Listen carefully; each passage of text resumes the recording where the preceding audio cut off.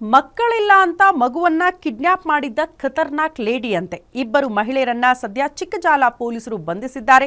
ಪ್ರಮುಖವಾಗಿ ಹೇಮಾವತಿ, ಖುರ್ಷಿದ್ ಅಲಿಯಾಸ್ ಕಮಲಮ್ಮ ಬಂಧಿತ ಆರೋಪಿಗಳು ಅಂತ ಹೇಳಲಾಗ್ತಾ ಇದೆ. ಇವರಿಗೆ ಮಕ್ಕಳಿಲ್ಲ ಅನ್ನೋ ಕಾರಣಕ್ಕೆ ಮಕ್ಕಳನ್ನ ಕದ್ಕೊಂಡು ಹೋಗ್ತಾ ಇದ್ರಂತೆ. ಈ ವಿಚಾರ ಬೆಳಕಿಗೆ ಬರ್ತಾ ಇದ್ದಂತೆ ಪೊಲೀಸರು ಆರೋಪಿಗಳನ್ನ ಪತ್ತೆ ಹಚ್ಚೋದಕ್ಕೆ ಮುಂದಾದ್ರು. ಇಬ್ಬರನ್ನ ಕೂಡ ಈಗ ಅರೆಸ್ಟ್ ಮಾಡಿದ್ದಾರೆ.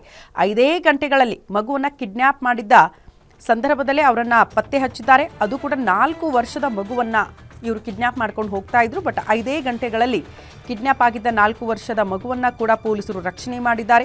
ಬಂಧಿತ A1 ಆರೋಪಿ ನಂಬರ್ 1 ಹೇಮಾವತಿ ಯಶವಂತಪುರ ನಿವಾಸಿ ಅನ್ನೋದು ಸದ್ಯ ಮಾಹಿತಿ ಇದೆ. ಇಬ್ಬರನ್ನ ಮದುವೆಯಾದ್ರೂ ಹೇಮಾವತಿಗೆ ಮಕ್ಕಳೇ ಆಗಿರಲಿಲ್ವಂತೆ.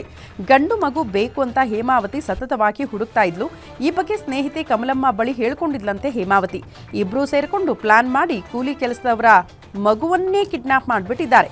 ಕಟ್ಟಡ ಕಾಮಗಾರಿ ಕೆಲಸಕ್ಕೆ ಬಂದಿದ್ದವರ ಮಗುವನ್ನ ಕಿಡ್ನಾಪ್ ಮಾಡಿದ್ದಾರೆ. ದೂರು ಪಡೆದು ಕಾರ್ಯಾಚರಣೆಗಿಳಿದಿದ್ದ ಚಿಕ್ಕಜಾಲ ಪೊಲೀಸರು ಆರೋಪಿಗಳನ್ನ ಪತ್ತೆ ಹಚ್ಚಿದ್ದಾರೆ.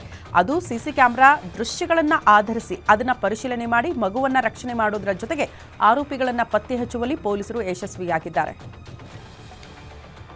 ಚಿಕ್ಕಜಾಲ ಪೊಲೀಸ್ ಠಾಣೆಯಲ್ಲಿ ದಿನಾಂಕ 25ನೇ ತಾರೀಕು ಸಂಜೆ 5 ಗಂಟೆಗೆ ಆಟ ಆಡ್ತಿದ್ದಂತಹ 4 ವರ್ಷದ ಮಗು ಸಿದ್ಧಾರ್ಥ ಅಂತಕ್ಕಂತಹ 4 ವರ್ಷದ ಮಗುವನ್ನು ಯಾರೋ ಕಿಡ್ನಾಪ್ ಮಾಡಿದ್ದಾರೆ ಅಂತ ಅವ್ರ ತಂದೆ ತಾಯಿ ಪೊಲೀಸ್ ಠಾಣೆಗೆ ಒಂದು ದೂರನ್ನು ಕೊಡ್ತಾರೆ.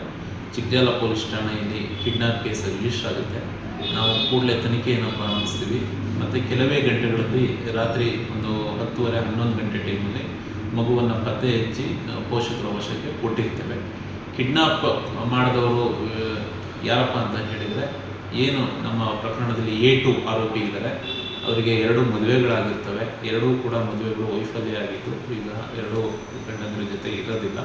ಇವರಿಗೆ ಮಕ್ಕಳು ಯಾರನ್ನಾರು ದತ್ತು ಪಡ್ಕೊಳ್ಬೇಕು ಅಂತ